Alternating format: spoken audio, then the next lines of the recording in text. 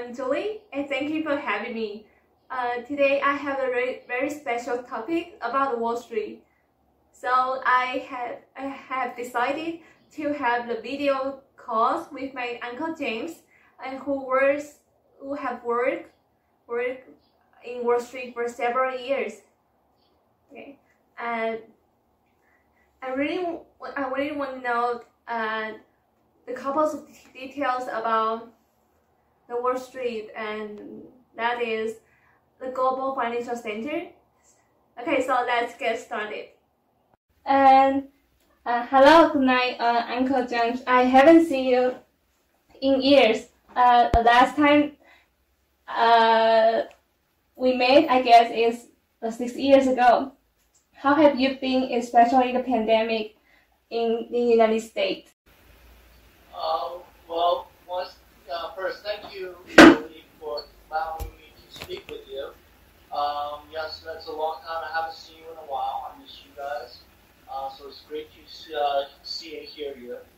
Let me briefly introduce myself. My name is James, last name Wang, W-A-N-G. And I work at the company, the Rain Group, which is a merchant bank. And what that means is we focus on venture capital. We do private equity.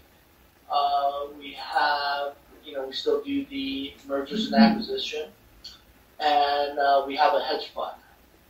And basically, we cover all aspects of the typical financial banking side. And we focus our main focus sector is on technology, media, and telecommunications. So we focus mainly on TMT. And your question about the pandemic, yes. So the pandemic has changed the way we do business a lot. Obviously, the reduction of face-to-face interaction has dropped significantly. Most of the meetings now is done similar this way through video. So technology is very important. Technology obviously keeps the business running, and still, even just typical trading still revolves around technology. So luckily for that, everything still keeps running. But yes, we do work from home a lot, and it's weird. So instead of, you think it's more relaxed, carefree, actually our productivity has been increased. I believe it's just because of the sense that since you're home, you're available all hours of the day. So with that said, I think people even feel guilty not answering or not producing all hours of the time. So our bankers are actually really stressed. One of the reports that came out was, a lot of our bankers were working, 20-hour days. Yeah. Throughout with no vacation. Because right now, even if you have vacation, you can't go anywhere. There's nothing to do. You're almost stuck in your apartment, your little box. So why take vacation? Who cares? You might as well just work. So our bankers are actually working very hard, and I think a lot of them are feeling a lot of pressure and burnout. But honestly, that's part of this business. This business is very arduous. It's very time demanding, stress, pressure, and very demanding on being available. So, being a banker in the financial system, a financial analyst is a very demanding job. I guess when the pandemic break out, does everyone wear the mask while they are working, or just go outside to shopping? So right now, our government would have to tell us what the new rules would be. But as of now, even for example, our office, we're following whatever the guidelines that the city and the state of New York dictates to us. But within the office, we try to sit at least 6 feet apart. We have barriers between everyone, each individual desk. We have to wear a mask when you're speaking. We're not allowed to use like the kitchen. Only one person in the restroom at a time, and a lot of the restaurants aren't even open. So we'll have to see how this turns out, because as of now, it still doesn't really make sense. Plus the fact that in our business, in our line of work, we follow what the client wants. So if the client wants to meet face to face, that's when we meet face to face. But I mean, to be frank, I don't think the clients want to meet face to face. They still rather do video conferencing. So I don't think that's going to change unless the client wants to meet face to face. I still think that there's no real need. Okay. I'm a little curious about the name of the Wall Street. Is it mean the financial system in Manhattan or just a place? Well, so Wall Street is a real place. It's a real street in Manhattan, and way back in the day when I guess all the financial system and banking started, all the major players, all the major banks were centralized around Wall Street. So Wall Street physically wasn't a street where all the banks were, but I want to say Wall Street took on its own identity. Wall Street now is more of an idea than a physical place. Because yes, there's still banks there, but I think the word Wall Street today means financial sector. Financial sector. Yeah. So all these banks, all the financial sector. So it's not really a physical place anymore. It still is, but the banks, they're still there. But the funny thing is, the financial sector actually has moved on, because Wall Street is in downtown Manhattan. So if you think of Manhattan, like Taiwan, Wall Street is more like Goshen, where now Wall Street has moved to Taiwan, for example. Yeah. So the Midtown is more where all the banks are. So, like for example, my company I work for, a bunch of all the financial companies, we're all revolving around like Midtown, which is like from 45 to 57 and Park Avenue. So that area in Midtown is now the new Wall Street. It's the new financial sector, capital.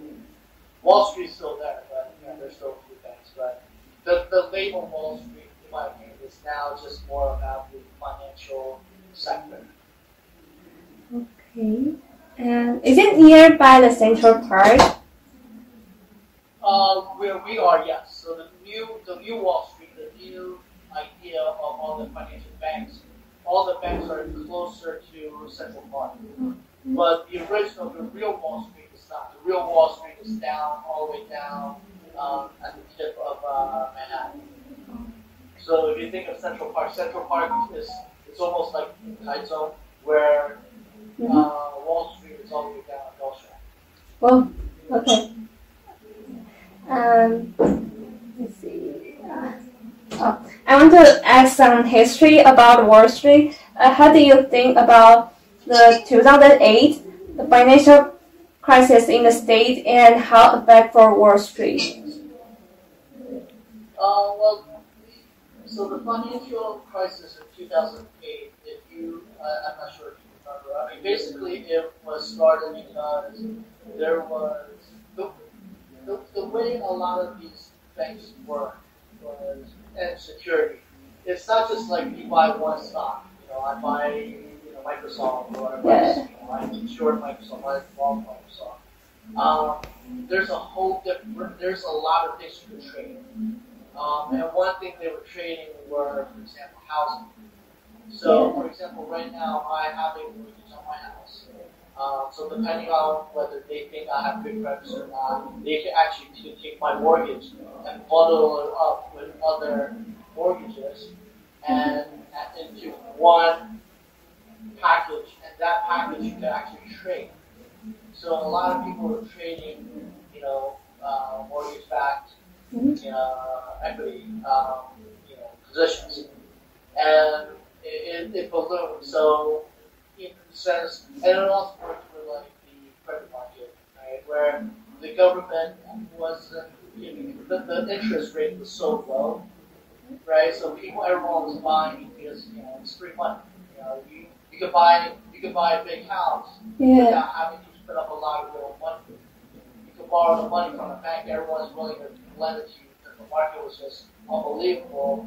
So it's almost like giving away free money. So everyone was, whether or not they could afford it. So for example, a lot of people were buying houses over their head. So they're buying houses that were worth much more than they could afford. So ultimately, it just ballooned so big that people started to realize, wait, we have very risky positions. We purchased, because like I said, they packaged it in one. You have good credit mortgages and bad credit mortgages. You put it together and have one package, one thing. And they started realizing some of these mortgages were going to default. And what default means is you can't pay it. So if you can't pay it, then the bank will own it. But then, honestly, the bank doesn't want to own the house because they don't. Right? They want money. They want people to keep paying money and pay their interest. They don't want you to really own the house. Right? So, but a lot of people are defaulting, and the bank has this house, and they have to sell it to get the money back. But they don't, now they don't want to go into real estate and actually the broker selling. So everything just started coming down, and it even involved, like for example, at that time I was working for one hedge fund. We were doing well. We weren't really affected by the mortgage. But the funny thing was, our clients, the people that gave us money to invest in our hedge fund,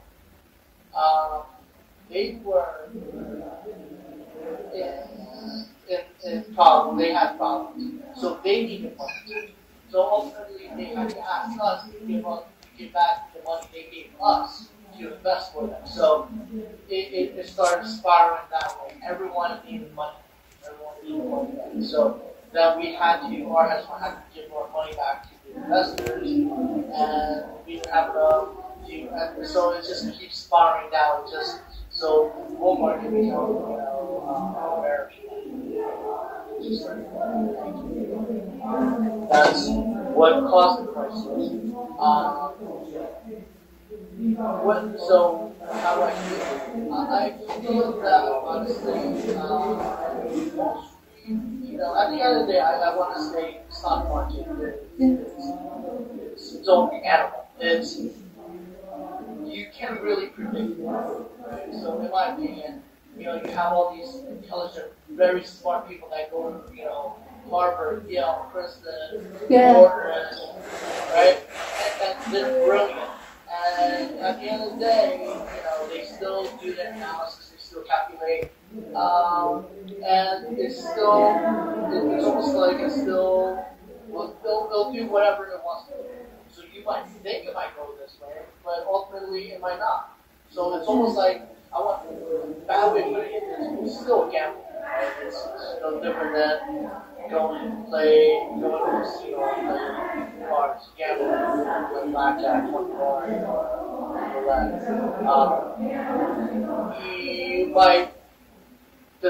You might have better odds if you're a good analyst.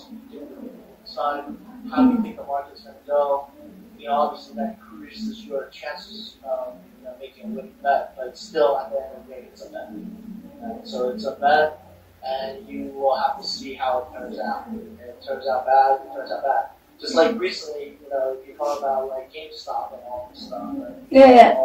I saw some news about the GameStop.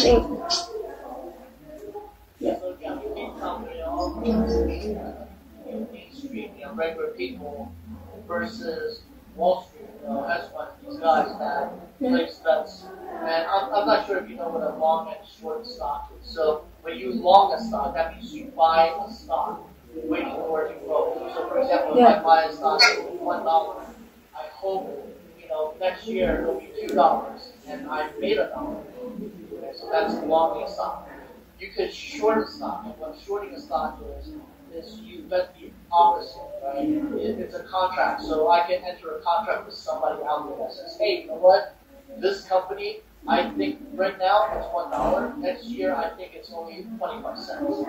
So I enter a contract, an agreement with somebody.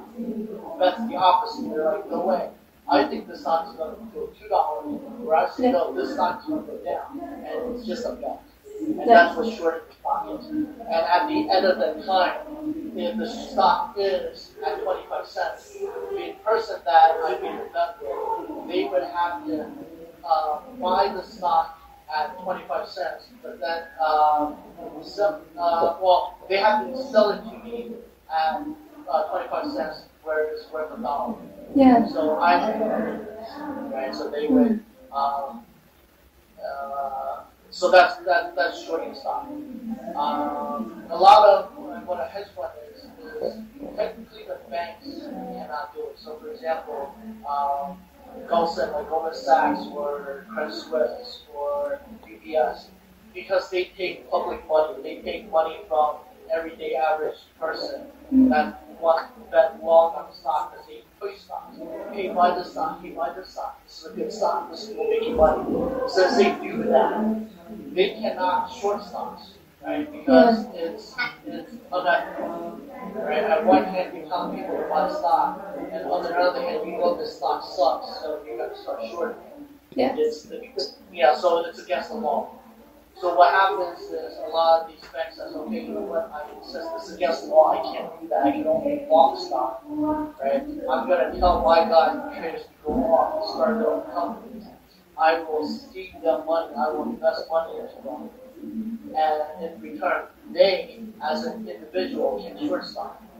So these hedge funds are a collaboration of pull money from different places, mainly from the banks that they came from.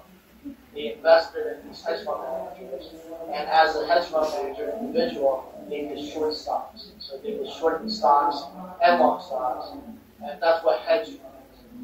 Hedging means, for example, I will long Ford Motor Company, and then I will short GM just because there's still automobiles, there's still cars, but I believe Ford is going to go. But if Ford doesn't go, if Ford drops, at least I shorted GM because GM also is a car, so all the cars drop.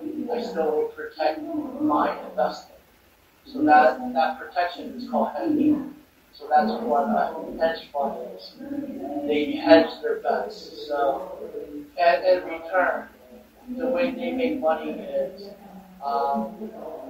if you invest $1 in me, and next year I turn that dollar to $2, right? That $1 that I made you, that's the profit. The profit $1, I pay 20%. So you actually I only made you 80 cents. I take 20 cents for myself. So that dollar, 80% goes to you, 20% goes to me. That's how the hedge fund makes money. And also, if the stock doesn't do well, then I still would charge a 1.5% fee. So on that dollar, I would still pay 1.5 cents for my fees. So that's the way they kind of make money from their fees. Okay, thanks for telling us a couple of details about the financials. I want to ask, have your state government locked down your New York cities? Yeah. So yes, they locked down everything. But recently, just this past week, the government has said that they're going to start trying to open up. So their target date is in July. They want to try to open up all the restaurants, all the bars, everything back to 100% by July. That's their target. And what they're trying to do is, by doing that, they want to try to entice business to start coming in. So entice, my company to say, hey, look, everything's open now. Restaurants. business, subways, come back to work, right? Because ultimately you need people to come back to work in order to have people go to restaurants and take the subway or buy lunch or ride cabs or buy flowers or all this stuff. So the economy revolves around doing stuff. We have to get people to start opening up to do stuff. So yes, they're talking about opening up. That's an answer, of course.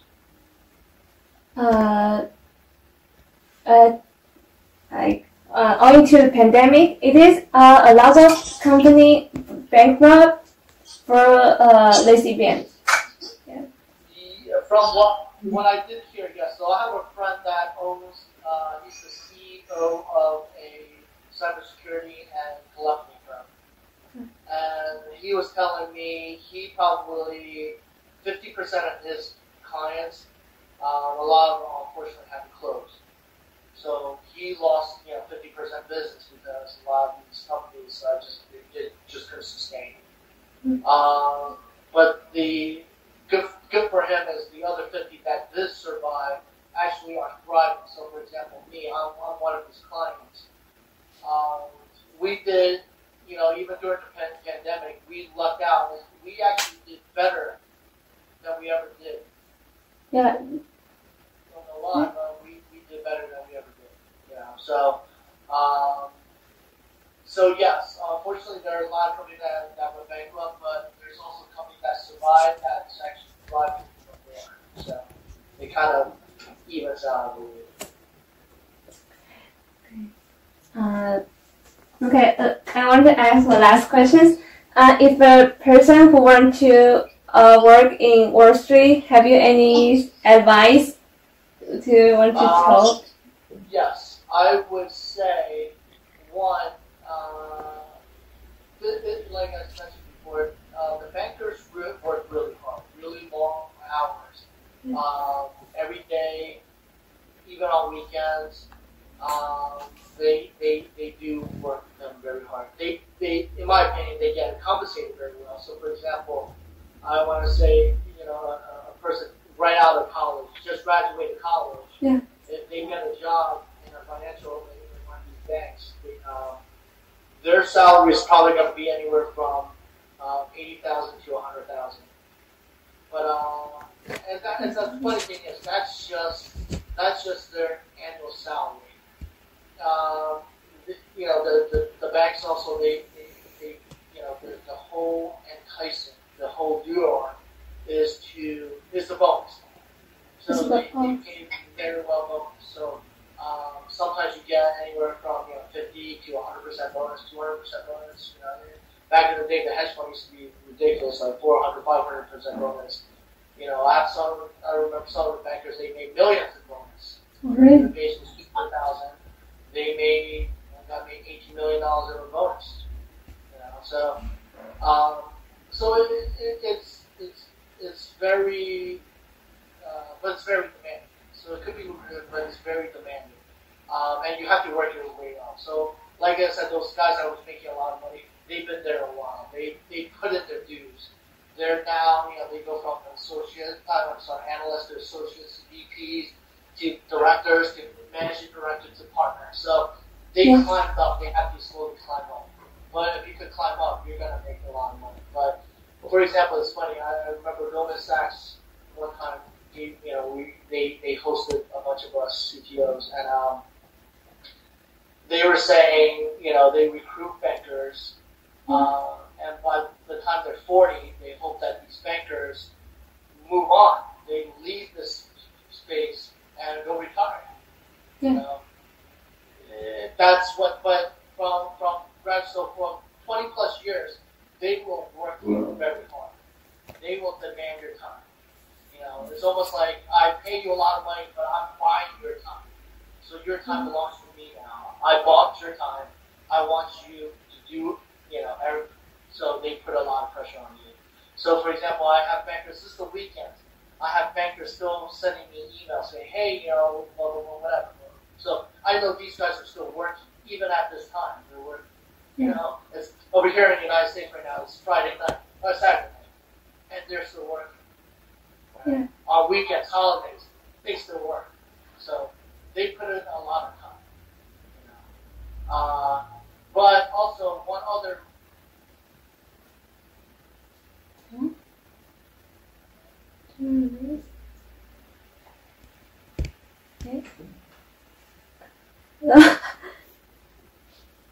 Okay. Hello, can you hear?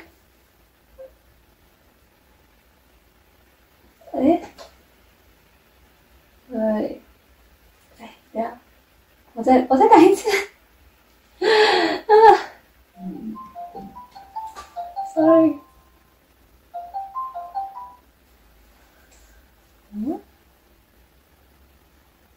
Sorry. Oh, sorry. It's okay. My phone got too hot and closed. Okay. One last thing I suggest is internships.